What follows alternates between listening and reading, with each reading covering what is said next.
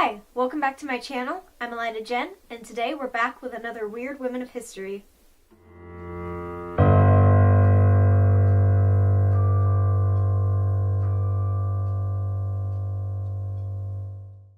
Last week, we discussed one of the most beautiful women in history, Piltkarin Ersdotter, a Swedish milkmaid, and this week we're going to talk about multiple beauties of the same era around the late 1820s through 1840s. King Ludwig I of Bavaria ruled between 1825 and 1848. A lover of classical art and history, King Ludwig invested much of his reign in the cultural legacy of Bavaria. He led multiple art restorations, architectural projects inspired by Greek and Roman designs, as well as amassing a large art collection. I'm probably mispronouncing this, but Schönheiten-Galerie, or also known as the Gallery of Beauties in English, was commissioned by the king in 1827. The first portrait of August Strobel was considered unflattering by the king and was repainted. In total, the Gallery of Beauties includes 36 different portraits of various women of different ethnic, cultural, and religious backgrounds. Other women in the collection include Lola Montez, an Irish woman of the era that was known for her scandalous and risque affairs and performances. One of King Ludwig's many mistresses, she was also cited as the inspiration for Arthur Conan Doyle's character Irene Adler. The life she led was surrounded by mysterious deaths of past lovers, scandalous affairs and multiple marriages, and performances that were beyond risque for the era. Her affair with King Ludwig is often cited as the downfall for his popularity in Bavaria.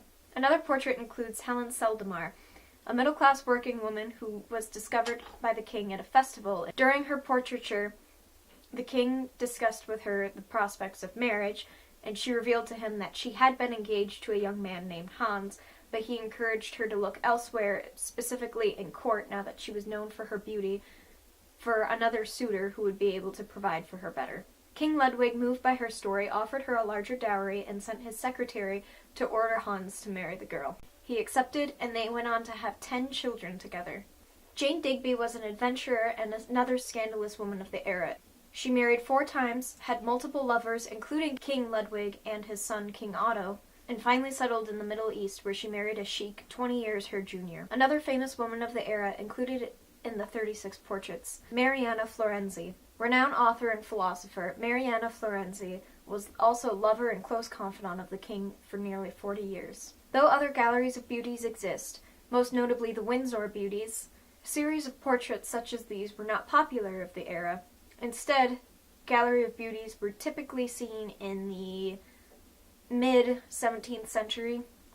Another significant difference between the beauties located in Munich versus, say, Versailles or Windsor is that they were a mix of nobility, middle-class, and working-class girls.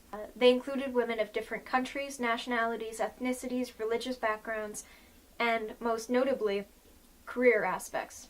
Some were actresses, some were authors, some were simply known for their scandalous affairs. If you ever happen to be in Munich, Germany, I highly recommend going to this gallery. It sounds like it is beautiful. It's fascinating to learn about the different stories surrounding these portraits, particularly that of Lola Montez's. After the abdication of King Ludwig, her portrait was removed and put in a storeroom. Later on, they tracked it down and put it back on the wall with the other beauties, but for a while it had been lost. There's also discussion surrounding who a lot of these women were. Some of their identities have remained hidden for almost a century. Jane Digby was incorrectly labeled for a while throughout the 1860s, and it took people quite a while to figure out who she actually was and the history behind her portrait. I also find it really fascinating to compare the different outfits that women of nobility would wear versus the middle-class girls that are depicted, as well as just the different decades and the style trends you can see.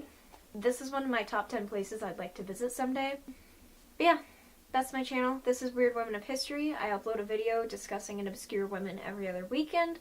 I upload Saturdays around noon every weekend. So if you want, hit that subscribe or notification bell. Yeah, I don't know what else to say.